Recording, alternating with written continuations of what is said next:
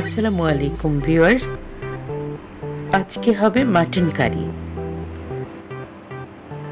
আজকে মর্জিনার কোনো দেখাই নেই, আর মর্জিনা নেই বলে ঠিকমতো গলার যত্ন করতে পারছি না, গরম পানি খেতে পারছি না, গলা ব্যথাও ছাড়ছে না, আর আপনাদের সাথে ঠিকমতো কথাও বলতে পারছি না। তো যাই হোক, আজকে মর্জিনা নেই, এক হিসেবে বেঁচেছি। ওর প্যানপ্যানানি আর শুনতে হচ্ছে না, কি বলেন? মর্জিনা নেই তো কি হয়েছে, রান্না বান্না তো বন্ধ হবে না, তাই না? চলুন রান্না শুরু করি। আমি সাধারণত পেঁয়াজ কাটা দিয়ে আর কিছু গরম মশলা থেতো করি, মাংস রান্না করি, আর প্রেসার কুকারে করি। এতে সময়ও বেঁচে যায় এবং গ্যাস সাশ্রয় হয়। তো যাক, আমি প্রেসার কুকারে রান্না চড়াচ্ছি। আমি এখানে কিছু দেখলেন গরম মশলা থেতো করে নিলাম, 1 কাপের মতো তেল নিলাম, তার ভেতরে গরম মশলা দিলাম তেজপাতা সহ, আর আমি 1 কাপের একটু বেশি 1.5 কাপের মতো পেঁয়াজ কুচি নিলাম। আর এখানে মাটন রয়েছে, অর্থাৎ খাসির মাংস রয়েছে প্রায় 2 কেজির মতো। তো আমার পেঁয়াজ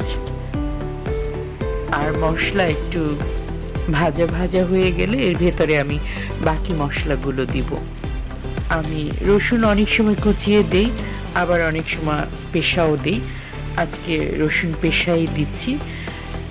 আমি 1 টেবিল চামচ রসুন পেশা দিলাম, 1 টেবিল চামচের একটু বেশি আমি আদা পেশা দিলাম, অর্থাৎ প্রায় 2 টেবিল চামচের মতো। এরপরে আমি 1 টেবিল চামচ লবণ দিচ্ছি, আর একে একে আমি অন্যান্য মশলা দিব।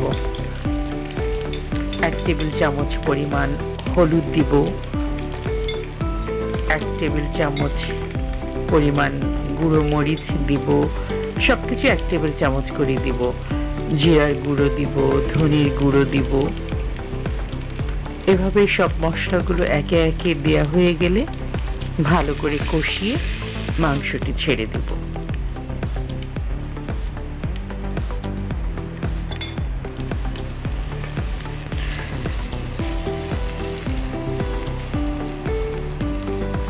মশলা আসলে যত ভালো করে কষিয়ে নেওয়া হয়, যে কোনো কারি রান্না করলে টেস্ট তত বাড়ে। তবে খেয়াল রাখা প্রয়োজন, মশলা কষাতে গিয়ে যেন পুড়ে না ধরে, তাহলে ভালো লাগাচ্ছে মন্দ লাগাটাই বেশি হবে। তো সেক্ষেত্রে একটু সামান্য পানি দিয়ে নেওয়া যায় যাতে করে পোড়া ভাবটা না হয়। তো যাক, আমার মশলা কষানো হয়ে গেলে আমি ধুয়ে রাখা মাংস দিয়ে দিয়েছি। এটি আমার কোরবানির মাটন ছিল। তো আর কোরবানির মাংস সাধারণত সবাই যেটা বলে, রান্না হতে খুব বেশি সময় লাগে না। আসলে কি, ফ্রেশ থাকে মাংসটি, তরতাজা, নিজেরা দেখে বেছে কেনা হয়। আর বাজারের মাংস তো দেখা যায় যে ফ্রেশ নাও থাকতে পারে। তো সেক্ষেত্রে হয়তো রান্না করার সময়ের তারতম্য বা টেস্টের তারতম্য দেখা দেয়। আর নিজেদের বেছে কোরবানি হোক কিংবা অন্য কোনো অনুষ্ঠানে নিজেদের যে পশু আমরা জবাই করি, সেটি খেতে আসলে অন্যরকম লাগে। তো যাক, আমার মাটন কষানো হয়ে গেছে, একটু মিডিয়াম আঁচে ভালো করে কষিয়ে নেওয়া হয়েছে। এবার ঝোল দেবার পালা। আমি সবসময় এভাবেই রান্না করি। অনেকে হয়তো প্রেসার কুকার ছাড়াও রান্না করেন, তো সেক্ষেত্রে হয়তো ঝোলের তারতম্য একটু বেশি কম হতে পারে। তো আমি যেহেতু প্রেসার কুকারে দিব, সেহেতু আমি আমার এই মাপেরই ঝোলের পরিমাণ বলছি। আমি 4 কাপের মতো পানি দিয়েছি। 2 কাপ আমার সিদ্ধ হয়ে যাবে, আর 2 কাপ হয়তো আমার ঝোল থেকে যাবে। প্রেসার কুকারে ঢাকনাও এটি দিয়েছিলাম। আমার টোটাল 20 মিনিট সময় লেগেছে। রান্না হবার পরে আমি ঢাকনা খুলে এর ভেতরে আমি একটু জিরার গুঁড়ো দিয়েছি, ভাজা জিরার গুঁড়ো, এবং আমার কিছু ভাজা গরম মশলা গুঁড়ো করা থাকে সব সময়, সেই গুঁড়ো আধা চা চামচ দিয়ে দিয়েছি।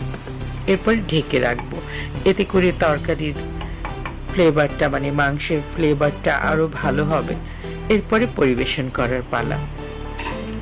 আর মাংসটি খেতে আসলে কতটা সুস্বাদু মজা হয়েছে তা তো বলে বোঝানো যাবে না।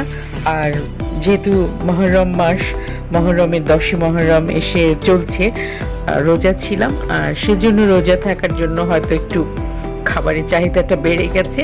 আমি আর সইতে পারলাম না, ইফতারি টাইম হয়ে গেছে, আমি একটু রুটি মাংস বেড়ে নিয়েছি খাবারের জন্য। আর আপনাদেরকে দেখার জন্য, আমার পাশে থাকার জন্য আপনাদেরকে অসংখ্য অসংখ্য ধন্যবাদ। পরবর্তী ভিডিও দেখার আমন্ত্রণ জানাচ্ছি। বাকি কারি আমি বেড়ে নিয়েছি পরিবেশনের জন্য, পরিবারের সবার খাবার জন্য। আশা করি সিম্পল কারি হলেও আপনাদের কারো কারো কাজে আসবে বা উপকৃত হবেন। আমার রান্না আপনাদের ভালো লাগলে, উপকারে আসলে আমার দেখানো সার্থকতা।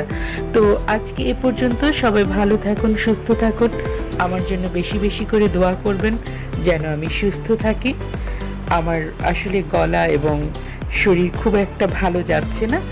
আপনাদের কাছে আবারও আমি দোয়া চাইছি, আরও বেশি বেশি করে যেন কাজ করতে পারি। তো আজ এ পর্যন্ত। খোদা হাফেজ।